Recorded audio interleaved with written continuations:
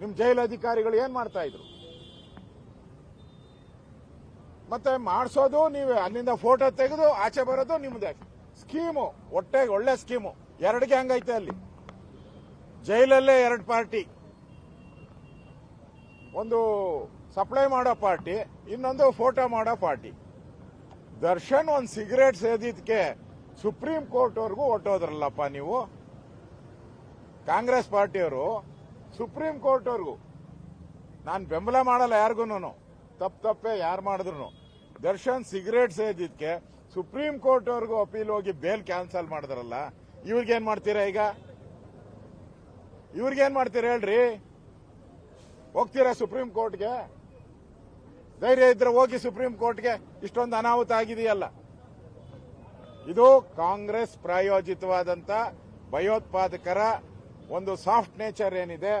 ನೀವು ಈಗಾಗಲೇ KFD popular front ಅವ್ರನ್ನೆಲ್ಲ ಹಾಸನದಲ್ಲಿ, ಹುಬ್ಳಿಯಲ್ಲಿ, ಶಿವಾಜಿನಗರದಲ್ಲಿ ಆಯ್ತಲ್ಲ, ಯಾವುದು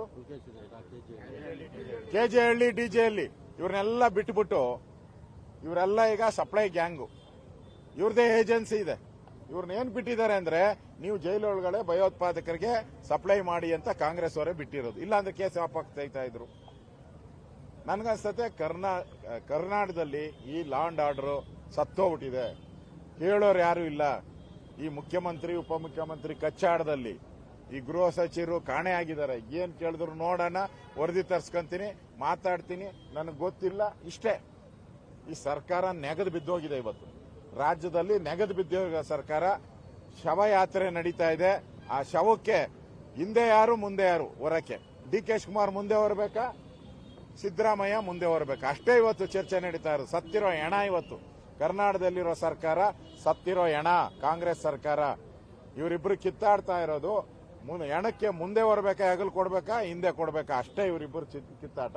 ಅಷ್ಟು ಬಿಟ್ರೆ ಏನೂ ಇಲ್ಲ. ಇವತ್ತು ವರ್ಸ್ಟ್, ಇತಿಹಾಸದಲ್ಲಿ ಇಂಥ ವರ್ಸ್ಟ್ ಸರ್ಕಾರವನ್ನ ನೋಡಕ್ ಸಾಧ್ಯ ಇಲ್ಲ.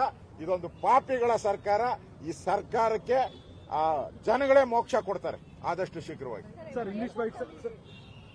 ಏರ್ಪೋರ್ಟ್ ಅಲ್ಲಿ ಸಾಮೂಹಿಕ ನಮಾಜ್ ಮಾಡಿ ಈ ಸರ್ಕಾರ ಒಂದ್ ರೀತಿ ಮುಸ್ಲಿಮರ ಓಲೈಕೆ ಮಾಡ್ತಾ ಇರೋದ್ರಿಂದ ಏನು ಹೇಳೋರು ಕೇಳೋರಿಲ್ಲ. ಕರ್ನಾಟಕದಲ್ಲಿ ನಡೀತಾ ಇರೋದು, ಬೇರೆ ರಾಜ್ಯದಲ್ಲ ಇದು ನಡೀತಾ ಇರೋದು. ಕರ್ನಾಟಕದಲ್ಲಿ ನಡೀತಾ ಇದೆ.